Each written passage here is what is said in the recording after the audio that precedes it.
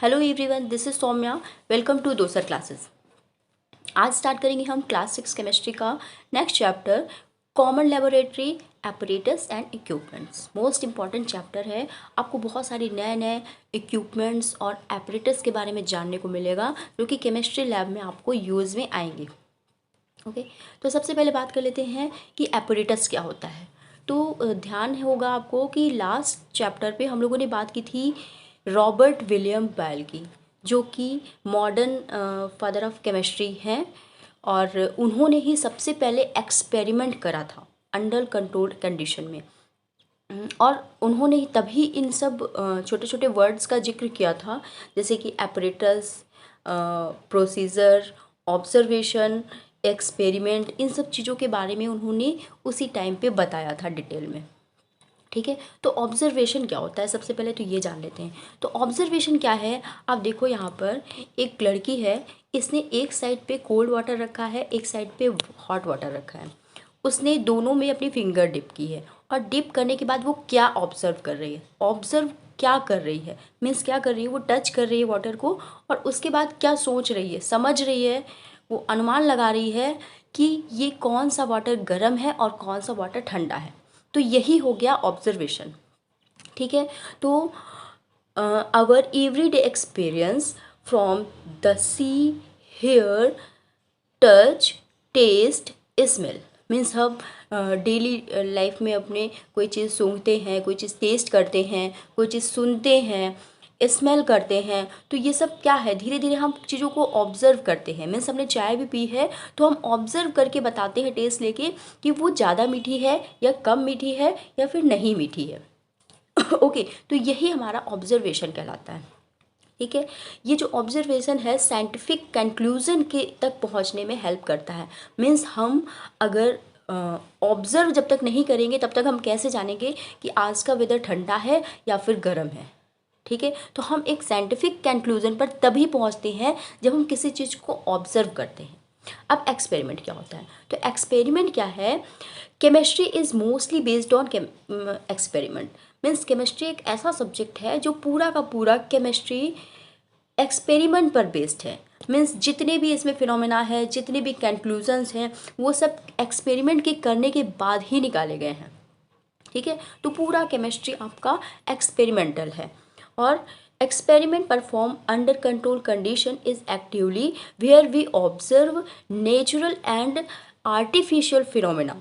Means जो natural phenomena है, artificial phenomena है, हम उनको एक्सपीरियंस करके, एक्सपेरिमेंट करके, ऑब्जर्व करके ही देखते हैं।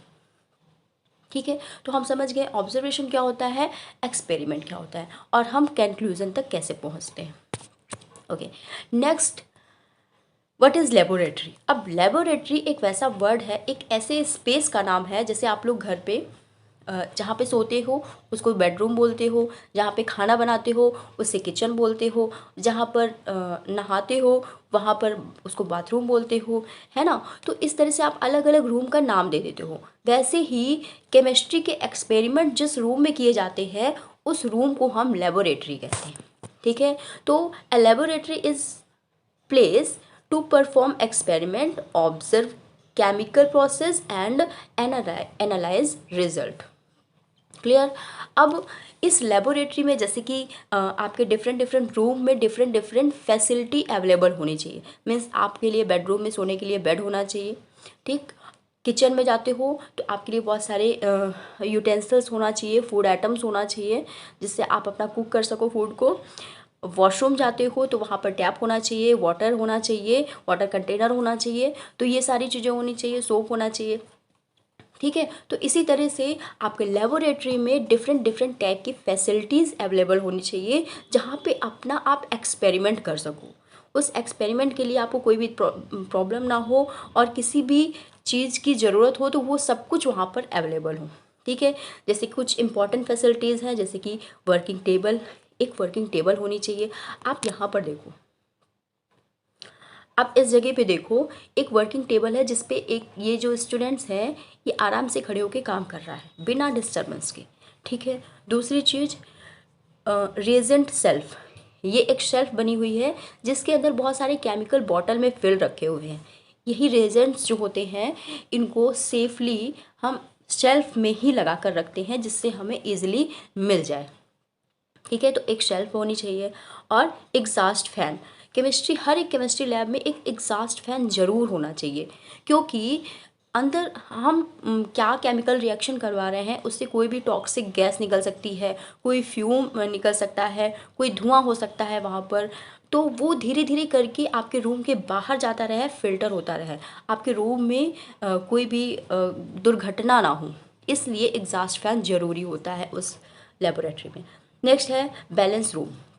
हर एक केमिस्ट्री लैब में एक बैलेंस रूम सेपरेट होना चाहिए, क्योंकि वहाँ पर बैलेंसिंग के लिए कुछ छोटे छोटे इलेक्ट्रिकल, फिजिकल, केमिकल बैलेंस होते हैं, जो आप किसी भी केमिकल्स को, किसी भी छोटी सी चीज़ को आप इस तरह से उसमें रख कर उसका वेट कर सकते हो। ठीक है, तो ये सेपरेट रूम होना चाहिए एक लेबोरेटरी में। ओके, तो ये सारी फैसिलिटीज़ होनी चाहिए। बाकी इसके अलावा बहुत सारे इक्विपमेंट्स होते हैं, ऑपरेटर्स होते हैं जो हमारी केमिस्ट्री लैब में होने ही चाहिए। ओके, आप लोग जैसे अपनी टेबल पे जाओगे केमिस्ट्री लैब में, तो इस तरह की एक रैक मिल जाएगी जिसमें बहुत सारी टेस्ट ट्यूब अरेंज होंगी। ये होती है टेस्ट ट्यूब। एक ग्लास की टेस्ट ट्यूब होती है, ग्लास से बनी, हार्ड ग्लास की बनी होती है, जिसको अगर आप हीट करोगे, कुछ केमिकल्स डाल के बॉयल करोगे उसके केमिकल को, तो जो टेस्ट ट्यूब है आपकी वो ब्रेक नहीं होगी, वो टूटेगी नहीं। ठीक है, तो आपके बहुत स्मॉल अमाउंट ऑफ केमिकल्स को बॉयल करने के लिए, हीट करने के लिए, रिएक्शन करवाने के लिए टेस्ट ट्यूब की ज़रूरत होती है, और रैक्स उनको अच्छे से अरेंज करके रखने के लिए। ओके, अब बीकर इस तरह का होता है, इस तरह का आप लोगों ने देखा होगा, जिसमें इस तरह से मेज़रमेंट भी दिया रहता है कि 10 ml, 20 ml, 30 ml, 50 ml, तो इस तरह से करके मेज़रमेंट दिया रहता है। आप कोई भी इसमें सॉल्यूशन तैयार कर सकते हो, प्रिपेयर कर सकते हो, उसको ईजिली रख सकते हो। ठीक है, और इससे आप मेज़रमेंट भी कर सकते हो। ठीक है, तो ये हमेशा सॉल्यूशन बनाने के लिए, प्रिपेयर करने के लिए, या फिर उसको रखने के लिए होती है। अब रिएजेंट बॉटल अभी हम लोगों ने शेल्फ पे देखी थी, कुछ केमिकल्स से फिल बॉटल्स लगी हुई थी। ठीक है, तो आप लोग भी लैब में देखोगे तो डिफरेंट टाइप के केमिकल्स इस तरह की ग्लास बॉटल में रखे जाते हैं, जो ऊपर से लेड से बंद होते हैं। ठीक है, तो केमिकल को स्टोर करने के लिए रिएजेंट बॉटल की ज़रूरत होती है, जो शेल्फ में अरेंज होती है। नेक्स्ट, ग्रेजुएटेड सिलेंडर, या फिर कह सकते हो इसको मेजरिंग सिलेंडर। ठीक है, स्पेशली मेजरिंग सिलेंडर जो होते हैं इस तरह के बने होते हैं, एक सिलेंडर शेप के, और यहाँ पर मेजरमेंट आपका दिया होता है। ठीक है, आप इसमें ml से लेकर लीटर तक मतलब हर एक साइज़ के ये मेजरिंग सिलेंडर आते हैं, और आपके सॉल्यूशन के, आपके केमिकल को वॉल्यूम चेक करने के लिए, उसका मेजरमेंट करने के लिए हेल्पफुल होते हैं। नेक्स्ट बात आती है इवेपोरेशन डिस्क। तो इस तरह की डिशेस होती हैं छोटी छोटी, ये आप कह सकते हो चीनी मिट्टी टाइप की कुछ बनी होती हैं वाइट कलर की, और इसमें आप इवेपोरेशन सॉल्यूशन, किसी भी सॉल्यूशन का इवेपोरेशन कर सकते हो। इवेपोरेशन का मतलब होता है कि आपने कोई सॉल्यूशन रख दिया, तो उसमें जैसे आपने वाटर और सॉल्ट का सॉल्यूशन रख दिया, तो वाटर धीरे धीरे इवेपोरेट हो गए, यानी वेपर फॉर्म में निकल के उड़ के चला जाएगा, और नीचे केवल आपका साल्ट बचेगा। तो इस तरह की इवेपोरेशन के लिए यूज़ में आने वाली डिशेस होती हैं ये। Next, digital balance. अब हम लोगों ने अभी फर्स्ट पेज पे देखा था, डिजिटल बैलेंस होता है, उसके लिए सेपरेट रूम होता है हर एक लैब में, और यहाँ पर छोटे से छोटा अमाउंट भी केमिकल्स का आप इसमें वेट कर सकते हो। ठीक है, ये इलेक्ट्रिकल बैलेंस होता है, आपको इसमें कुछ नहीं करना है, बस रखना है, और वो आपको वो मेंशन कर देगा, इस जगह पे नंबर दे देगा कि कितना है ये अमाउंट। तो इस तरह से आप मेज़र कर सकते हो उसको। नेक्स्ट, फ्लास्क देखो डिफरेंट टाइप के होते हैं, कई टाइप के फ्लास्क होते हैं, लेकिन अभी आपको जो बेसिक समझना है वो है, एक तो कॉनिकल फ्लास्क, दूसरा है round flask, round bottle flask, और एक होता है वॉल्यूमेट्रिक फ्लास्क। ठीक है, इस तरह से कॉनिकल फ्लास्क होते हैं, इस तरह से नीचे के जो बेस होते हैं इसके थोड़े चौड़े होते हैं, और ऊपर कोन शेप स्ट्रक्चर होता है, इसलिए इसको कॉनिकल फ्लास्क भी कहते हैं। और जो राउंड बॉटल फ्लास्क होते हैं, बिल्कुल आप देख रहे हो इस तरह से बॉल की तरह राउंड शेप का स्ट्रक्चर ले रखा है, तो इस तरह के फ्लास्क होते हैं, ये भी किसी ना किसी केमिकल प्रोसेस में इन्वॉल्व होते हैं, यूज़ में आते हैं, केमिकल रखने में, उसको हीट करने में, और उसको किसी ना किसी रिएक्शन करवाने में। ठीक है। फिर वॉल्यूमेट्रिक फ्लास्क जो होती हैं, इसमें इस तरह से मेजरमेंट दिया होता है आपके, डिफरेंट डिफरेंट साइज़ के ये फ्लास्क होते हैं। आपको 1 लीटर का भी मिलेगा, फिर 500 ml का भी मिलेगा, और डिफरेंट डिफरेंट साइज़ के अकॉर्डिंग आप इसमें मेजरमेंट कर सकते हो। स्पेशली ये वॉल्यूम मेजरमेंट के लिए होते हैं, ठीक है। नेक्स्ट बात आती है रिटॉर्ट फ्लास्क। रिटॉर्ट फ्लास्क बहुत खूबसूरत सा बना होता है इस तरह का। यहाँ पर इस तरह से राउंड शेप इसमें कंटेनर होता है, और इस तरह से यू शेप यहाँ पर इस तरह एक आप कह सकते हो उसको एक रॉड जैसी बाहर को निकलती है कि यहाँ का अगर इवेपोरेशन हो रहा है, यहाँ पर वेपराइजेशन हो रहा है, तो इसके सारे वेपर को ये अलग कंटेनर में कलेक्ट करा सकते हो आप इसका। तो ये भी डिफरेंट टाइप के एक्सपेरिमेंट के लिए यूज़ होता है। रिटॉर्ट फ्लास्क बोलते हैं इसको। फिर test tube holder. Test tube अभी हम लोगों ने देखी थी। तो टेस्ट ट्यूब को अगर आप हीट कर रहे हो, तो हीट करने में क्या हो रहा है, आपका गर्म हो जाएगी टेस्ट ट्यूब। तो इस तरह से आप होल्डर में होल्ड करके यहाँ पर टेस्ट ट्यूब को होल्ड करके पकड़ सकते हो। यहाँ पर एक हैंडल लगा होता है, तो इसको बोलते हैं टेस्ट ट्यूब हैंडल, ठीक है। तो आपको बस आपके फैसिलिटी के लिए होती है कि टेस्ट ट्यूब को आप अच्छे से होल्ड कर सको, गर्म ना लगे आपको।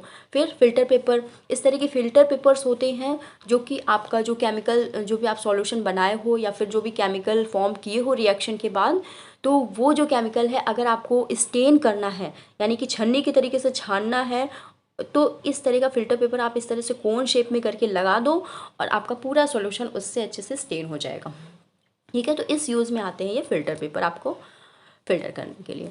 फिर आती है फ़नल।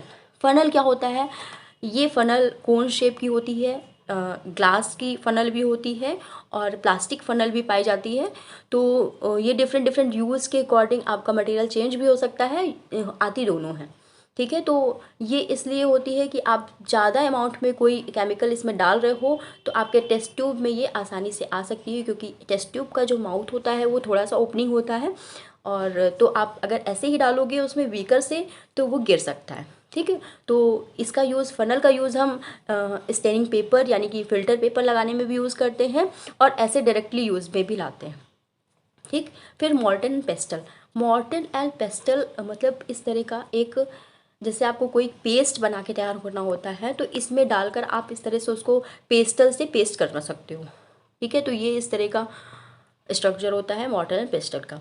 फिर वाच ग्लासेस। वाच ग्लासेस एक छोटा सा ग्लास, मतलब एक कटोरी जैसा स्ट्रक्चर होता है, ग्लास का बना हुआ इस तरह का, जिसमें आप थोड़ा सा अमाउंट किसी भी केमिकल का रख सकते हो। कोई अमाउंट करना है तो आप उसमें से ईजिली कर सकते हो, ठीक है। या फिर कोई डाई रखना है स्टेनिंग के लिए, तो वो आप रख सकते हो। फिर स्प्रिट लैम्प क्या होता है, तो स्प्रिट लैम्प अब तो इसको रिप्लेस करके वो जो गैस वाली लैम्प है वो यूज़ की जाती है, लेकिन अभी तक ये स्प्रिट लैम्प का यूज़ होता था।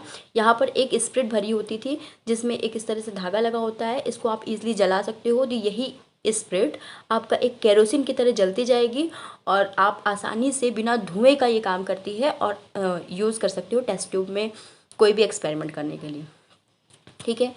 नेक्स्ट बर्नल जो होता है, बंसल बर्नर जो होता है आपका, जो अभी हमने बताया कि स्प्रिट लैम्प को रिप्लेस कर दिया है इस बर्नर ने। तो यहाँ पर इस तरह से सिलेंडर के पाइप का कनेक्शन होता है, और यहाँ पर गैस निकलती है, आप इसको लाइटर से ऑन कर लो, ये जल जाती है, और आसानी से आप इस तरह से एक्सपेरिमेंट को कंडक्ट कर सकते हो, ठीक। ट्राईपॉड क्या होता है, तो इस तरह का 3 पैर वाला इस तरह का स्टैंड होता है जिसको हम कहते हैं ट्राईपॉड। ट्राई का मतलब 3 और पॉड का मतलब पैर, तो 3 पैरों वाला इस तरह का स्टैंड होता है जिसको हम ट्राईपॉड कहते हैं। तो अपने एक्सपेरिमेंट को इस तरह से कंडक्ट करने में यूज़ होता है, मीन्स आप नीचे से इसको हीट प्रोवाइड करना है किसी चीज़ को, तो आप इसको स्टैंड के ऊपर रखिए तो हीट जा सकती है, ठीक है। अदरवाइज़ आपको लेके खड़े होना पड़ेगा। फिर वायर मैश। वायर मैश इस तरह का आप ये जो ट्राईपॉड होता है उसके ऊपर रखने में यूज़ होता है। ये एक केमिकल से बना होता है, यहाँ पर वाइट कलर का कुछ सब्सटेंस लगाया जाता है जिसकी वजह से हीट बहुत कंडक्ट, मतलब एक ही जगह पे आती है और अच्छा हीट प्रोवाइड करता है इसको, ठीक है। तो ये वायर वॉश मैश यूज़ में आता है। अब एपरेटस के बारे में, जो बेसिक एपरेटस थे वो हमने जान लिया है, बाकी जो आपकी बुक में है वो भी आप एक बार देख लीजिएगा, ठीक है। इसके बाद हमें क्या क्या प्रिकॉशंस लेना चाहिए एक केमिस्ट्री लैब में, ये हमें जानना बहुत ज़रूरी है, क्योंकि अक्सर देखा जाता है कि केमिस्ट्री लैब में हाथ में एसिड पड़ गया या फिर कुछ भी वो बच्चे शैतानी करते रहते हैं, तो ये सब हमें नहीं करना, बहुत अवेयर रहना है। क्या करना है हमको, तो डू नॉट वर्क अलोन, हमें कभी भी अकेले वर्क नहीं करना है केमिस्ट्री लैब में, हमेशा अपने टीचर को ही फॉलो करना है, टीचर के ही प्रेजेंट्स में ही करना है हमको, ठीक है। वेयर लैब कोट, इस तरह का लैब कोट आता है जिसे हम एप्रिन भी बोलते हैं, इसको हमें वेयर करके रखना है कि ताकि हमारे कपड़े ना ख़राब हों, अचानक से कोई एसिड पड़ जाए तो वो हमारे कपड़ों को ना ख़राब करे या हमारी स्किन को ना ख़राब करे, ठीक। नेक्स्ट आता है एपरेटस, जो अरेंज नीडली। अच्छा, अगर आपको कोई भी एक्सपेरिमेंट स्टार्ट कर रहे हो तो उसके पहले जितने भी एपरेटस है उनको नीट एंड क्लीन करके बिल्कुल अच्छे से अरेंज कर लो, ठीक है। तो ये आपका फर्स्ट स्टेप होता है किसी भी एक्सपेरिमेंट को करने का, ठीक। अब टीचर्स के जो भी इंस्ट्रक्शन हैं वो आपको ज़रूर से ज़रूर फॉलो करने हैं, जितना वो कह रहे हैं वही करना है, ठीक है। और स्मॉल क्वांटिटी ऑफ केमिकल का यूज़ ही करना है, मीन्स आपको बहुत ज़्यादा केमिकल को वेस्ट नहीं करना है, क्योंकि केमिकल्स बहुत ही कॉस्टली पड़ते हैं, ठीक है, तो वो भी नहीं यूज़ करना है।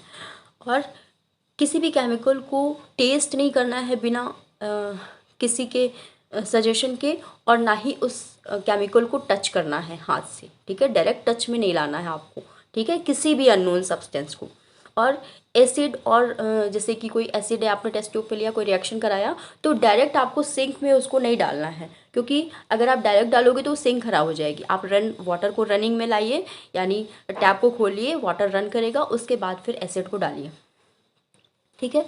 और do not throw broken glass, आपका टेस्ट ट्यूब कभी ब्रेक हो जाता है, टूट जाता है, या फिर टूटा हुआ कांच वाँच का जो भी एपरेटस है वो आप कभी कभी सिंक पे फेंक देते हो, तो ये काम भी नहीं करना है, ठीक है।